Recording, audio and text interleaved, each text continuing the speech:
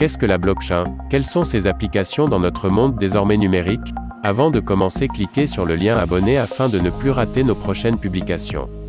En effet, la blockchain est une base de données mondiale en ligne que n'importe qui, n'importe où, avec une connexion Internet, peut utiliser.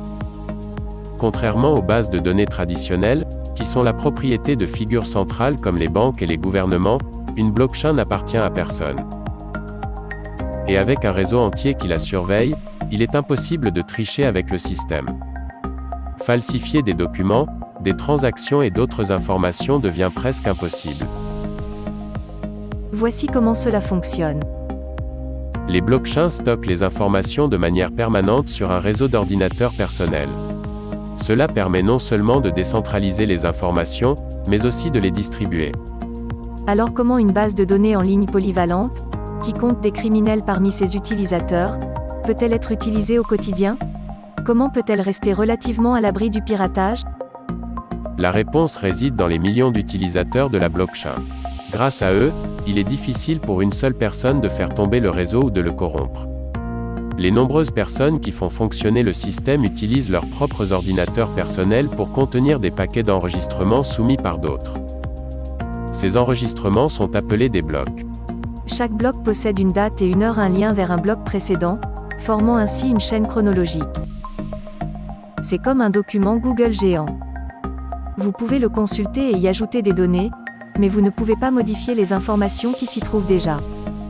La blockchain applique cette règle en utilisant une forme de mathématiques appelée cryptographie, ce qui signifie que les enregistrements ne peuvent pas être contrefaits ou modifiés par quelqu'un d'autre.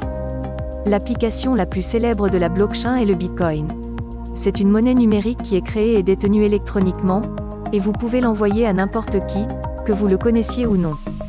Le Bitcoin offre un niveau d'anonymat que nous n'avons jamais connu à l'époque moderne. En effet, contrairement aux cartes de crédit ou au paiement PayPal, il n'y a pas d'intermédiaires tels que les banques ou les institutions financières qui demandent vos informations personnelles. Et les institutions financières qui vous demandent vos informations personnelles et votre adresse. Au lieu de cela, des personnes du monde entier déplacent l'argent numérique en validant les transactions en bitcoin d'autres personnes, en gagnant une petite commission au passage. Là où la blockchain intervient, c'est pour vérifier la propriété de cette monnaie numérique. Et s'assurer qu'une seule personne le revendique à la fois. Les banques et les entreprises se précipitent pour adopter la technologie de la base de données blockchain. Dans une enquête menée auprès de 308 cadres supérieurs d'entreprises américaines ayant un chiffre d'affaires annuel de 500 millions de dollars ou plus, Deloitte a constaté que 28% des répondants avaient investi 5 millions de dollars ou plus dans la technologie blockchain. 10% avaient investi 10 millions de dollars ou plus. Mais pourquoi dépensent-ils autant d'argent?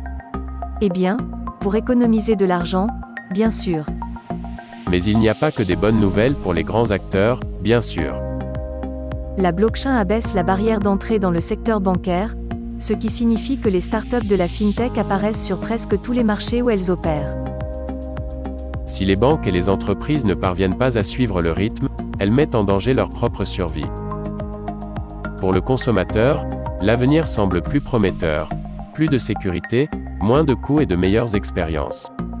Pourtant, la blockchain pourrait être le plus grand changement de jeu pour les plus pauvres de la société. La technologie est ouverte aux personnes vivant dans des pays à faible revenu ou dans des États fragiles menacés d'effondrement économique. Prenons l'exemple d'un agriculteur possédant une petite parcelle de terre qui est ensuite inondée. La copie papier des actes de propriété de sa terre est emportée, ce qui fait que l'agriculteur n'a aucune preuve qu'il est propriétaire de la terre. Ou peut-être a-t-il une copie numérique dans une base de données gouvernementale, mais elle est effacée, altérée ou même détruite lors d'un coup politique. Si l'agriculteur avait déposé cet acte sur une blockchain, il aurait pu éviter tous ces problèmes. En plus d'accélérer le flux d'argent et de fournir un endroit sécurisé pour conserver les documents, les avantages pour les plus pauvres de la société sont énormes. De la protection de nos identités, au fonctionnement des véhicules autonomes, à la gestion d'un monde qui dépend de plus en plus de l'Internet des objets, les possibilités de la technologie blockchain semblent infinies. Mais il reste à voir si elle tient ses promesses. C'est tout pour aujourd'hui.